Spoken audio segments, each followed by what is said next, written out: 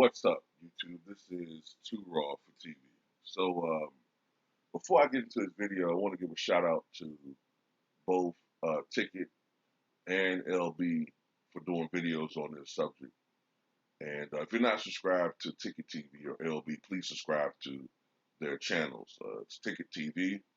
He has another channel called Pro Basketball Updates. And LB's channel is the Sports and Political channel of LB. Talks about sports and politics. So there's this ridiculous conspiracy theory that has been concocted by haters. Okay, people that can't stand to see a nigga shine, in his moment of glory. Um, there's this conspiracy theory that's making its way around social media where Chris Paul supposedly tried to throw the first round series that the Suns had against LeBron and the Lakers. Chris Paul he didn't have a good series at all. And he was hurt. He hurt his shoulder. And there were, long stretches of games where, he didn't play. I remember when he hurt his shoulder, I don't believe he returned in that game. Can't remember which game it was. Was it game one or game two of that series? I can't recall. Um, but he only averaged 28 minutes a game in that first round series, only 9 points. And a lot of people are looking at those numbers and looking at this series where Chris Paul has been so phenomenal.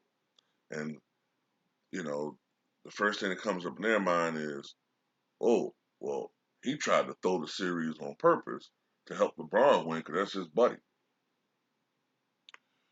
First of all, Chris Paul, he's not built like that. Chris Paul is one of the most competitive players in the NBA. Possibly the most competitive player in the NBA that's left. A lot of guys talk it, but Chris Paul, when Kobe Bryant applauds you on your competitiveness, you're a competitive motherfucker. Okay?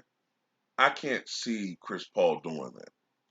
Also, I want to make this point too. When you get older, okay, you're gonna have more uneven performances as you age. For instance, I remember a game against the Pacers when Michael Jordan was held to, I think, 6 points when he was with the Wizards. He shot something like four, I think he shot 2 for 15. He had a horrible game. I remember a game against the Sonics, the then Sonics. Gary Payton held Jordan to 5 of 26 shooting.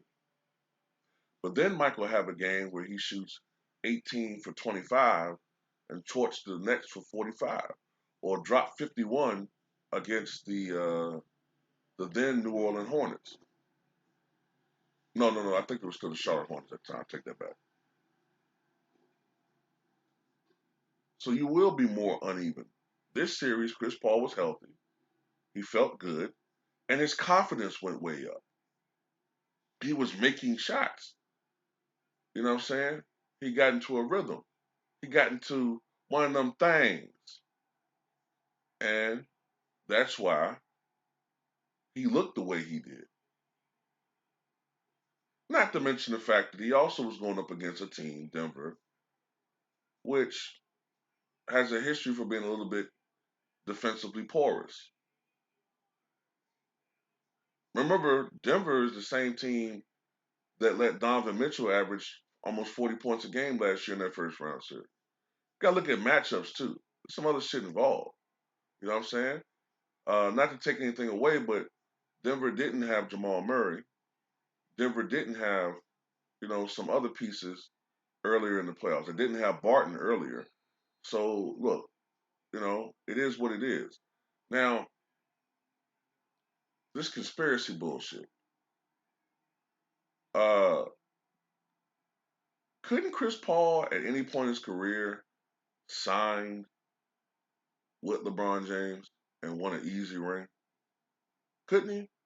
Couldn't he have signed with LeBron and been part of some super team and have won a easy championship that way?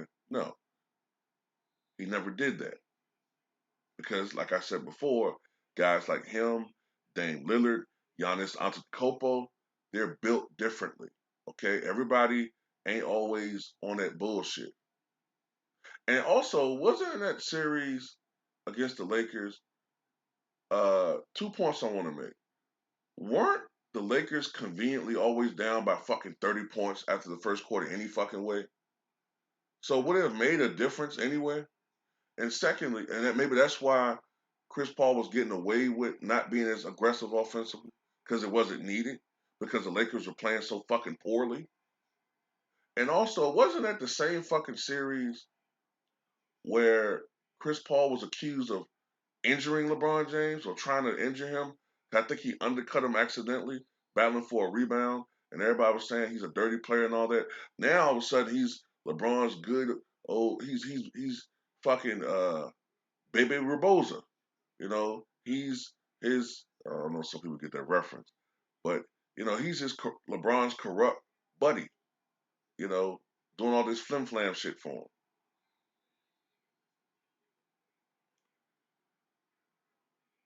So let's just play a little game here. So LeBron.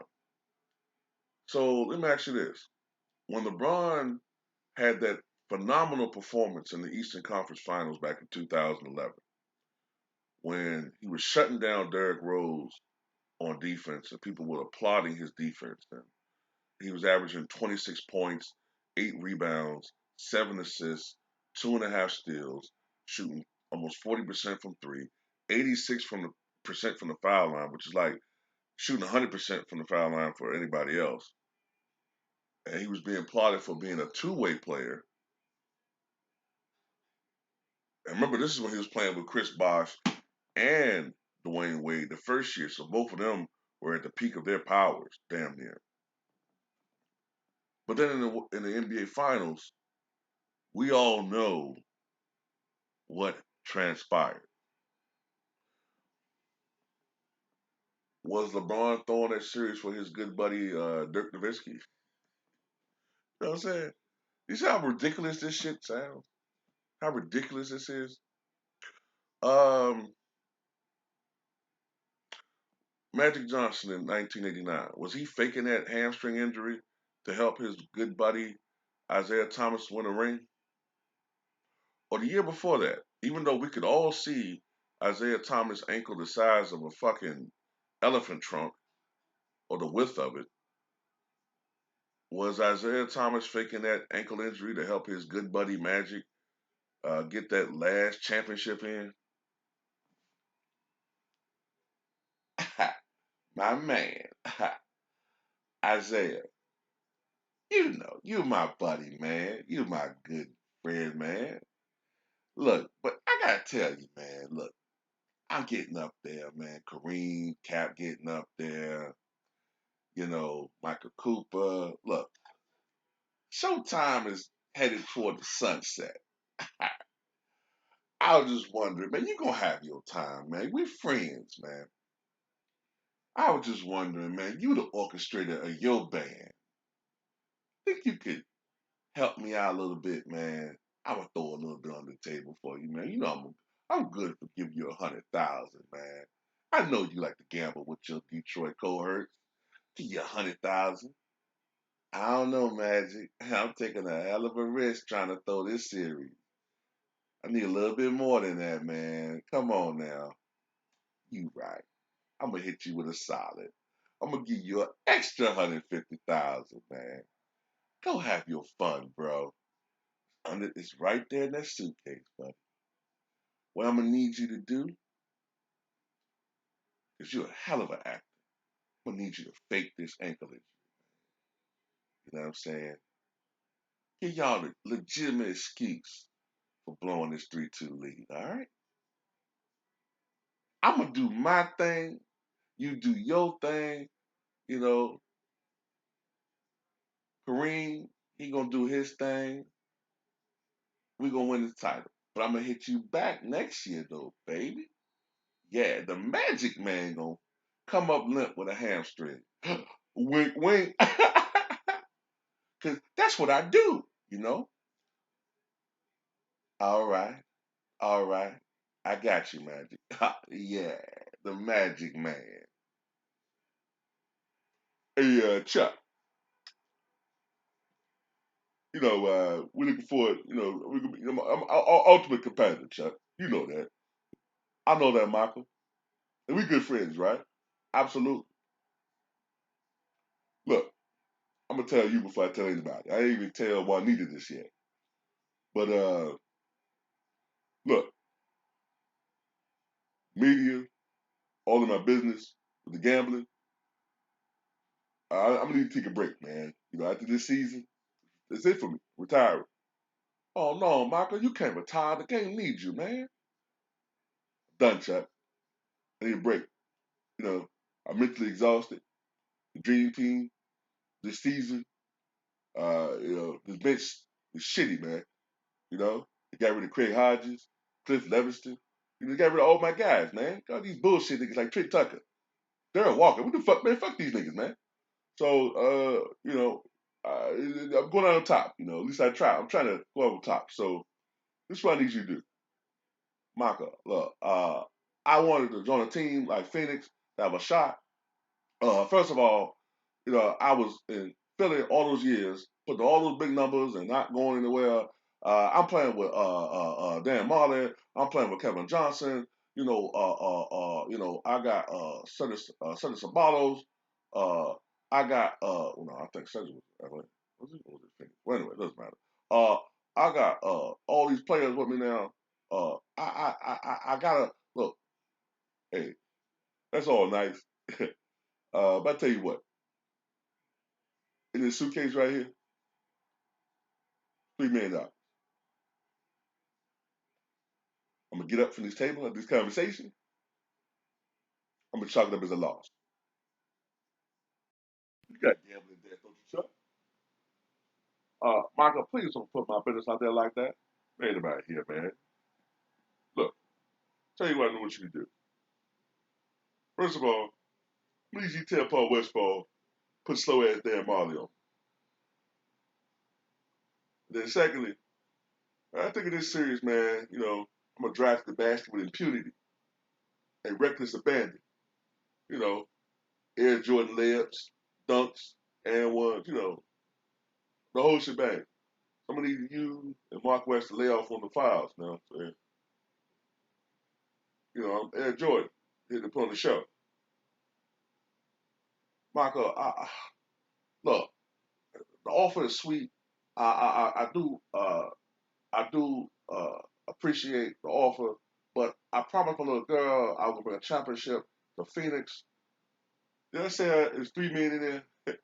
Where's my mind at?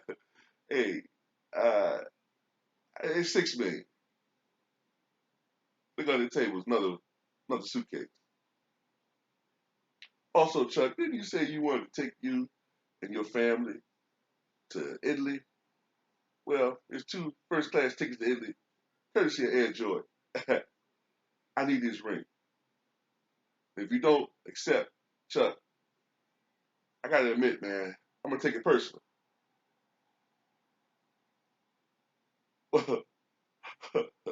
I'll be a goddamn fool if I don't take this. I tell you, you got yourself a goddamn deal, Mike. You got yourself a motherfucking deal.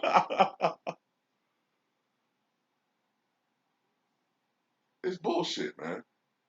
You know what I'm saying? Absolute, complete, utter bullshit. The fact is that people just instinctively, some people have a need to hate on other people. You know what I'm saying? And they will use all the fucking mental gymnastics and contortions that they can conceive of to make up bullshit. You know what I'm saying? How about I just make up this lie? I'm just gonna make up a lie right now. I heard that Michael Jordan paid PJ Brown to body slam Charlie Ward in '97 because he didn't want to face Patrick Ewing in the Knicks. That's his good friend over, good friend and everything, but he didn't want to face Patrick Ewing in '97 because they had a chance of beating the Bulls. So he paid PJ Brown under the table $3 million to do that. That's what I heard because I'm a liar and that never happened. It's bullshit. I just made it up. People can do shit like that. Just make shit up. Just make up bullshit. You know what I'm saying? But tell me what you guys think.